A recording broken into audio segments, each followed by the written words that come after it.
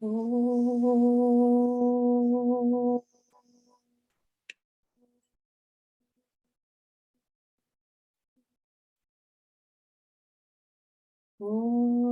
Sahana Bhavatu Sahanau Bhunaktu Sahaviryam Karavavahai Tejasvinavadhitamastu Ma Vidvishavahai. Om Shanti Shanti Shanti.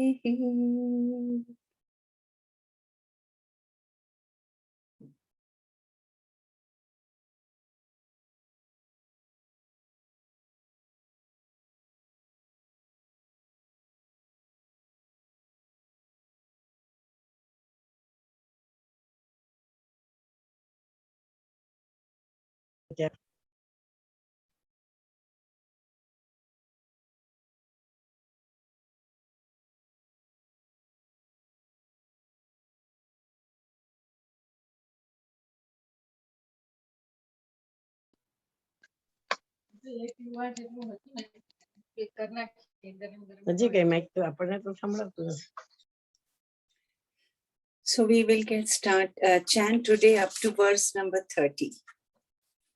Bhaj Govindam, Bhaj Govindam, Govindam, Bhaj Mudhamate, Samprapte Sannihite Kale, Nahi Nahi Rakshati Dukrim Karne.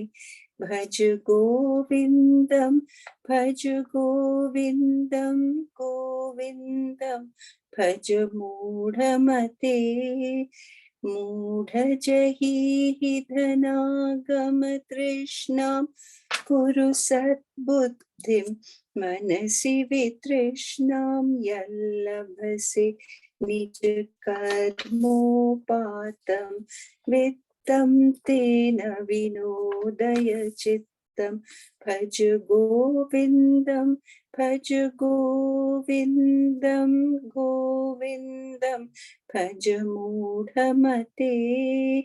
Naristana bharana pidesham prishtva maga mohavesham etanaman sabasa divikaram Manasi vichintaya varam varam.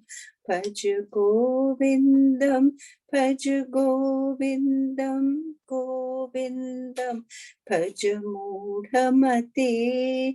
Nalini dalgata jalamati taralam tatvat जीवितमतिशय चपलं विद्धि व्याध्यभिमान ग्रस्तं लोकं शोकहतं च समस्तं भज गोविन्दं भज गोविन्दं गोविन्दं भज मूढमते यावत् वित्तोपार्जनसक्तः तावत् निज परिवारो रक्तः पश्चात् जीवति जर जर देहे वार्तां कोऽपि न पृच्छति केः भज गोविन्दं भज गोविन्दं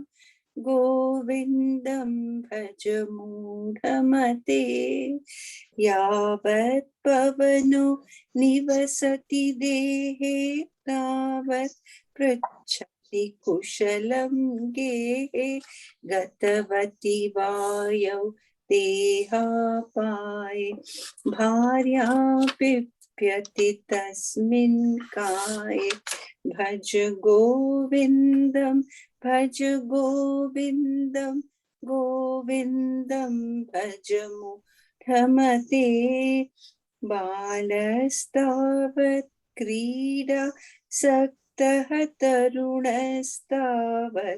तरुणी सक्त वृद्धस्तावत् चिन्ता सक्त परमे ब्रह्मणि कोऽपि न सक्त भज गोविन्दं भज गोविन्दं गोविन्दं भज मूढमते काते कान्ता कस्ते पुत्रः संसारोऽयमतीव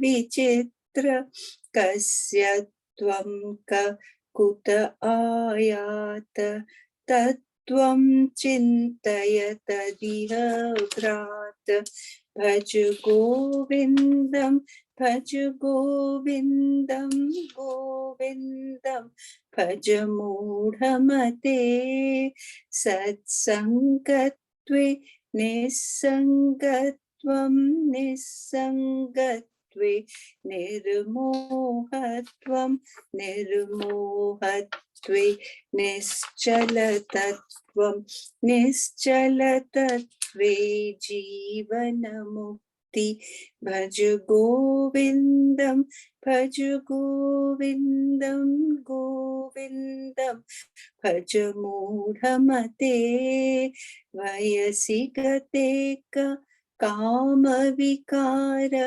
शुष्के नीरे कासार क्षीणे वित्ते का परिवारो ज्ञाते तत्त्वे कः संसार भज गोविन्दं भज गोविन्दं गोविन्दं भज मूढमते मा कुरु धन जन यौवन गर्वं हरति निमिषत् काल सर्वं मायामयमिदम्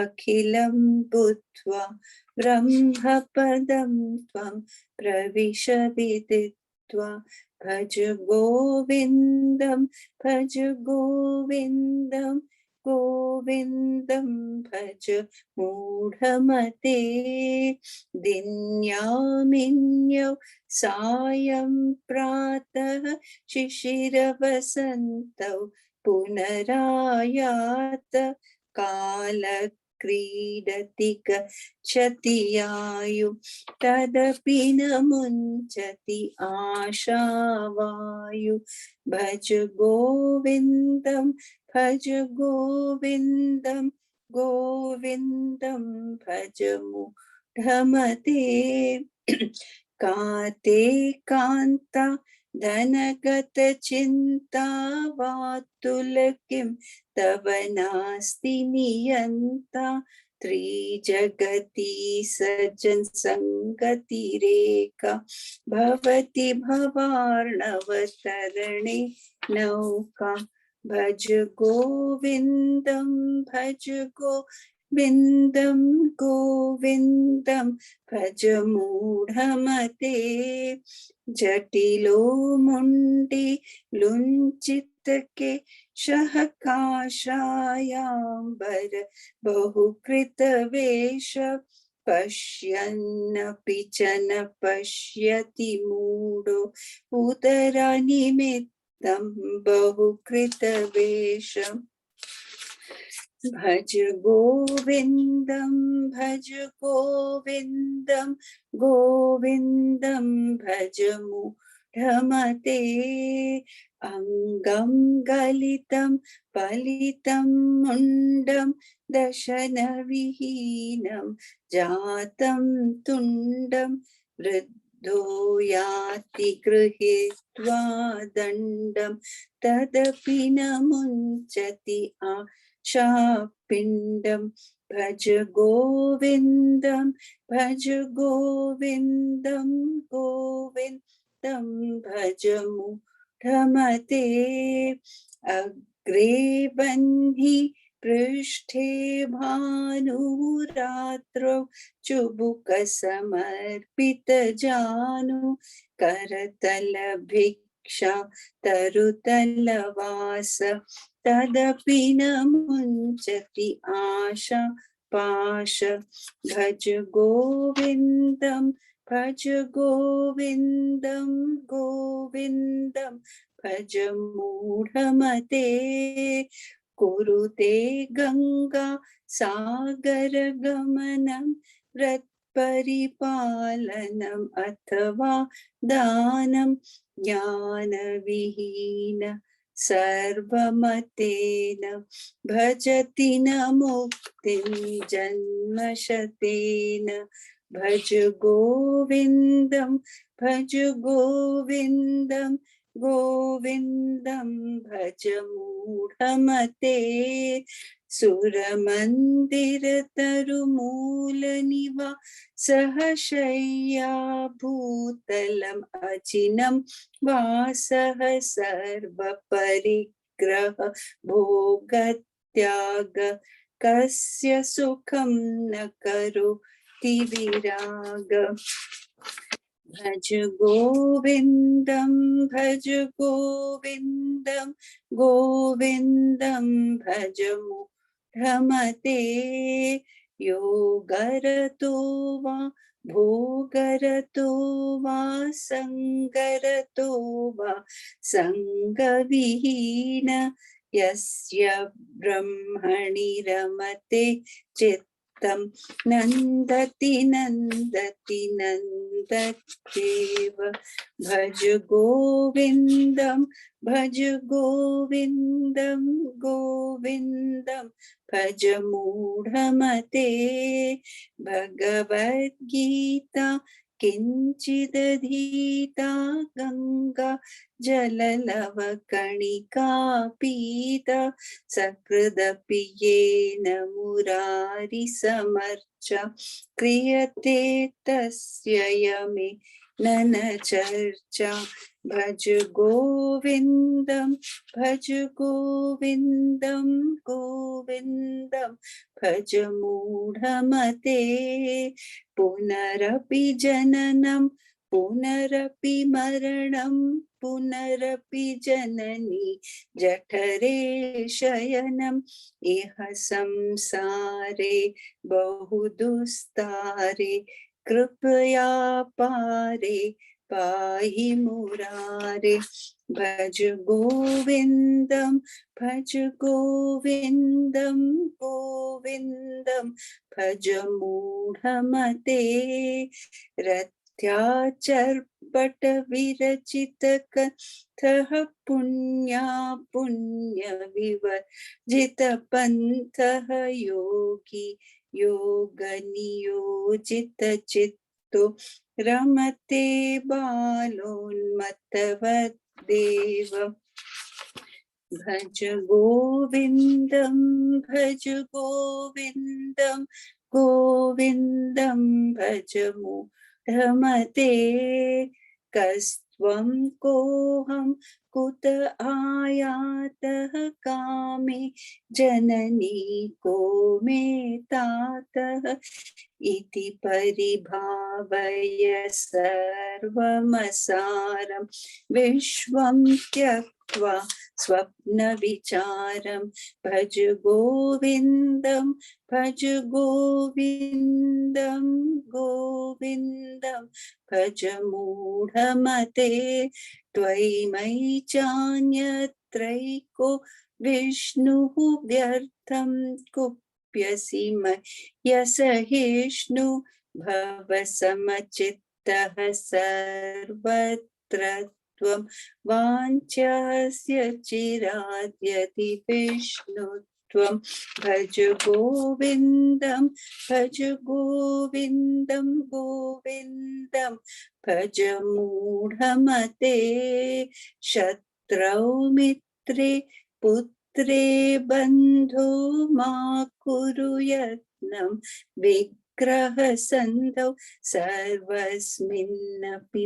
पश्यमानं सर्वत्रोत्सृज भेदाज्ञानं भज गोविन्दं भज गोविन्दं गोविन्दं भज मूढमते कामं क्रोधं लोभं मोहं त्यक्त्वात्मानं पश्यति सोऽहम् आत्मज्ञानविहीना मूढा ते पच्यन्ते नरकनिगूढा भज गोविन्दं भज गोविन्दं गोविन्दं भज मूढमते गेयं गीता नाम सहस्रं ध्येयं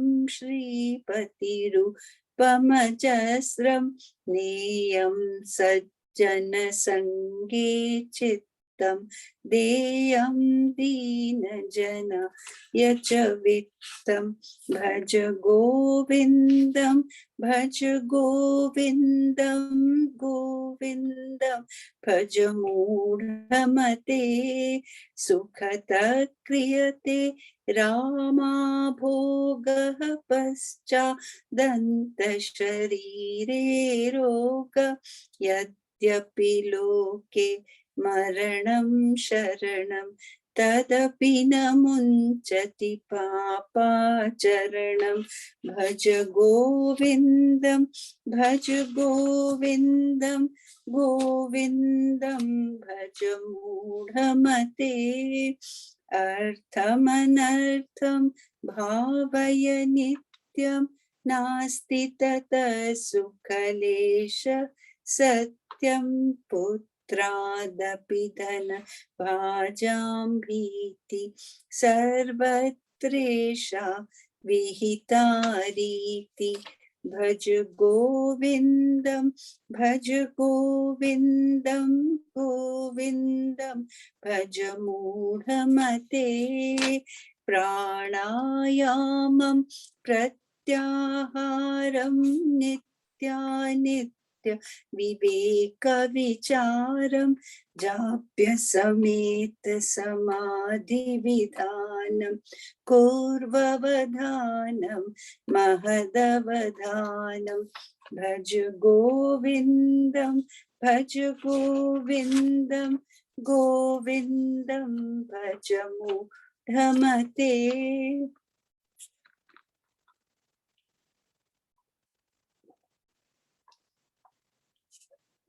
So last week we had seen verse number 28, which told us about how we indulge and we never give up a sinful way of living because of our indulgent ways in life.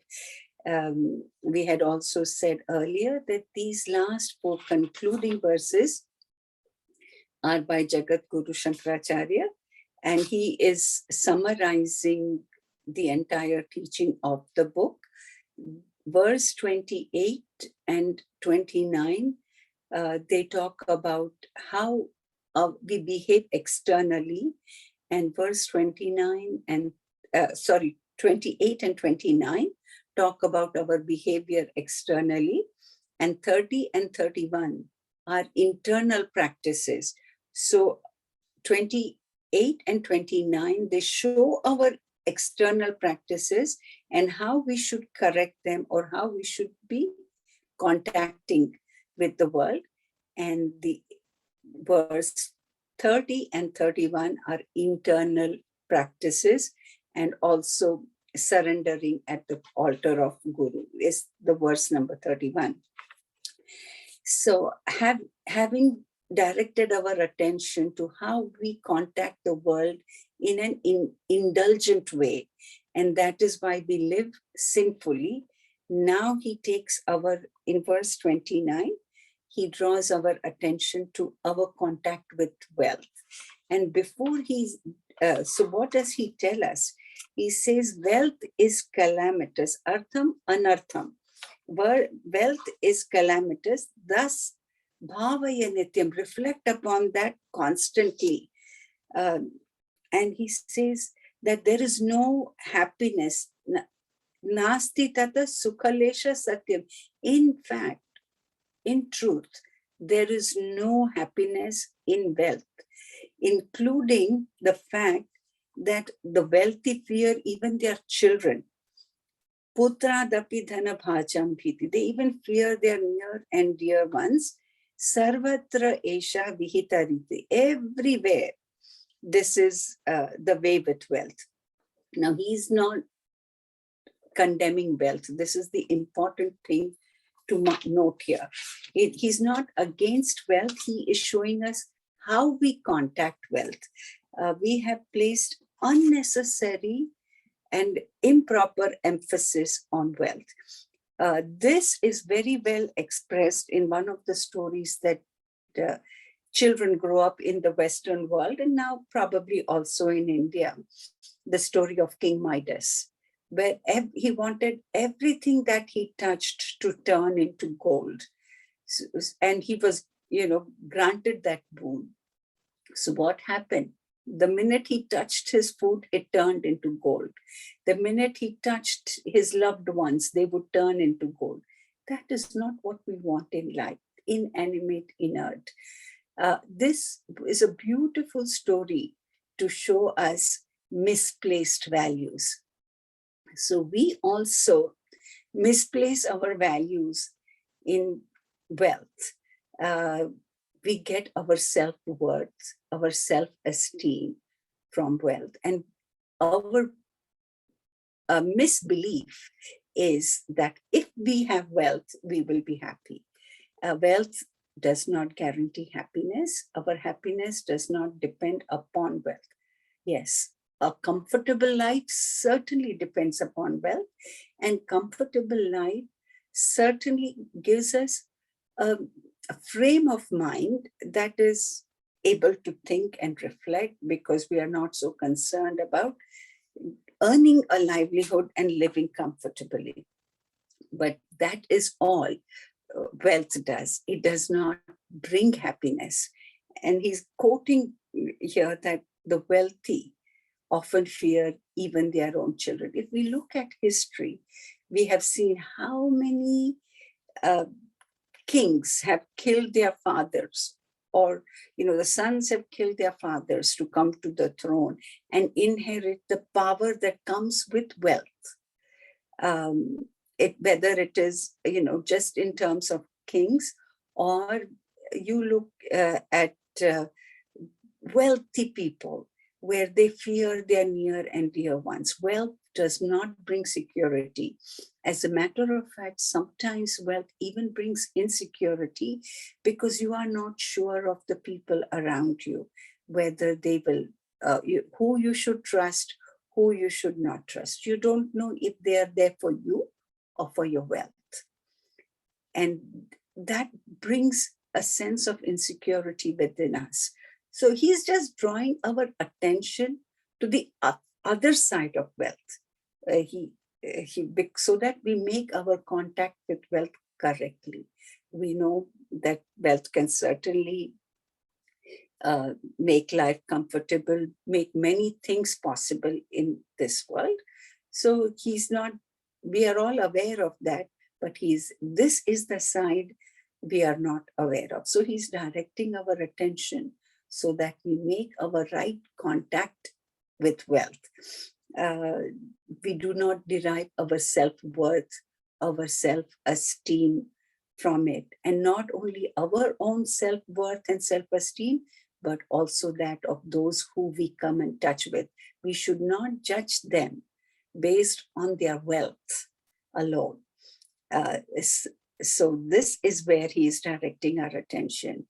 There is in the Mahabharata, in the concluding portion, when Bhishma Pitama was about to give up his life, at that time Sri Krishna tells Yudhishthir to go to Bhishma Pitama and get knowledge about politics, administration, because he said that wealth will go with Bhishma Pitama. now it's very interesting to note here that Bhishma Pitama, with all this knowledge, with all this wisdom, had chosen the wrong side. But look at the brilliance of Krishna, asking Yudhishthir to get that knowledge, to make that contact, right contact, get that knowledge from Bhishma Pitama so that it is not lost to posterity. And this is, this entire knowledge that Bhishma Pitama gave to Yudhishthir is in the Shanti Parva of Mahabharata.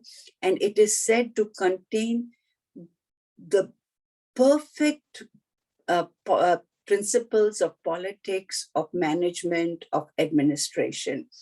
In that, I haven't read it, but I have heard this from the different Swamis. And it is said that in that one teaching that Yudhishthir is given by Bhishma Pitama is that arthasya purusho dasaha, that the human is slave to wealth, but arthana daso kaschita, and wealth is not a slave to anyone. So what he's saying is we should not be enslaved by wealth. Wealth is a terrible master, but a great servant. And this is what the teaching he is giving us here. So this verses 28 and 29. They show us how, when we are functioning outside, how we can make our right contact. With verse number 30, he starts with the art, starts with sadhana, internal sadhana. So we will just get introduced to it. I don't think we have enough time to finish that verse. We will take it up next class also, because it is, we should understand that fully so that we can bring that into our practice also. Pranayam, pratyahar, nitya anitya viveka vichar, japya sameta samadhi vadhanam, kurva vadhanam mahatava dhanam. So pranayam has to be practiced. Pranayam will lead to pratyahar, then thought about nitya and anitya, what is permanent and what is impermanent. Viveka, to discriminate and think about it. Then practice japa, and that will lead us to samadhi. And in that way, he says these are the practices that we have to perform with great care. Pranayam, as all of us understand and not very correctly, is we think of it as breath control. Pranayam is not breath control. There is a word for breath control which is called shwasaya. Shwasa means breath. Prana is the very force of life. So controlling all the life functions. Prana refers to the 5 physiological functions also. And the very first one is also, so there are 5 physiological functions. They are prana, apana, vyana, udana, and samana. So prana, all the 5 together are called prana, and the very first one is also called prana. Now, as we all understand prana as life force, but it includes all these 5 functions which are an expression of life. Prana means when we receive. Here, often people take it to mean as taking in of breath, but it is not just taking in of breath, receiving stimuli and receiving ideas and thoughts at the mental level. So whatever is received is prana. That which is rejected is apana. Vyana is that which is digested. Samana is that which is assimilated. And udana is that which is used for our growth. It also refers to reverse processes.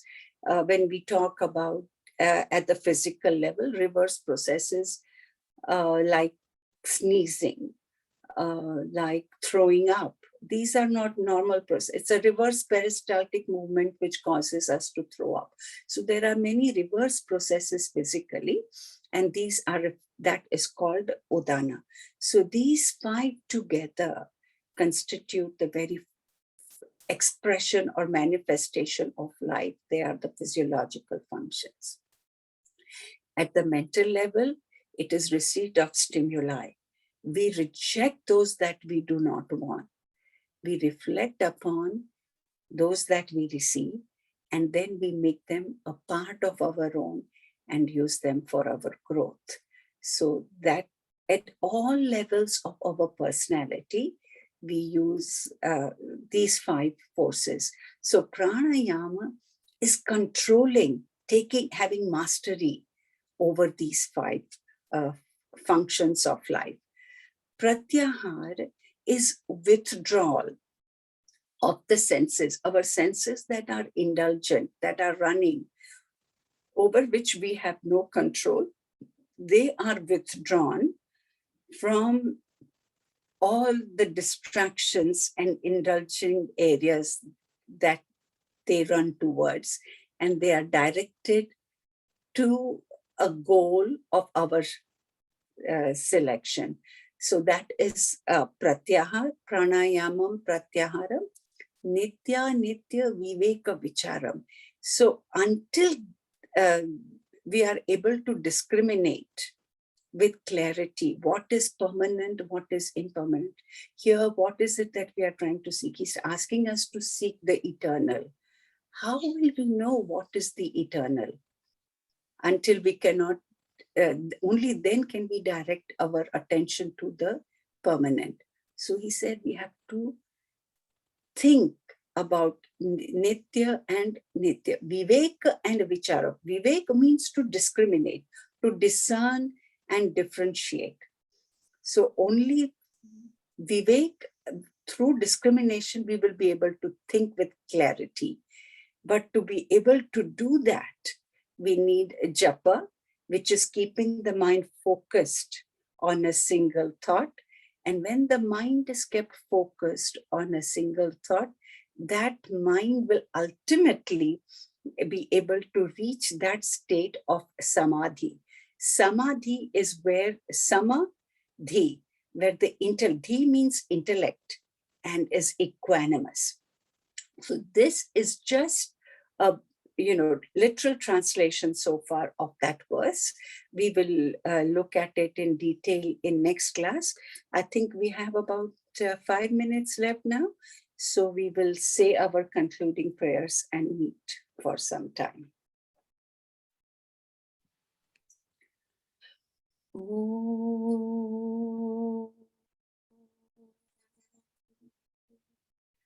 Sarve bhavantu sukhinah, sarve santu niramayah, sarve bhadrani pashyantu, ma kaschid dukha bhag bhavet.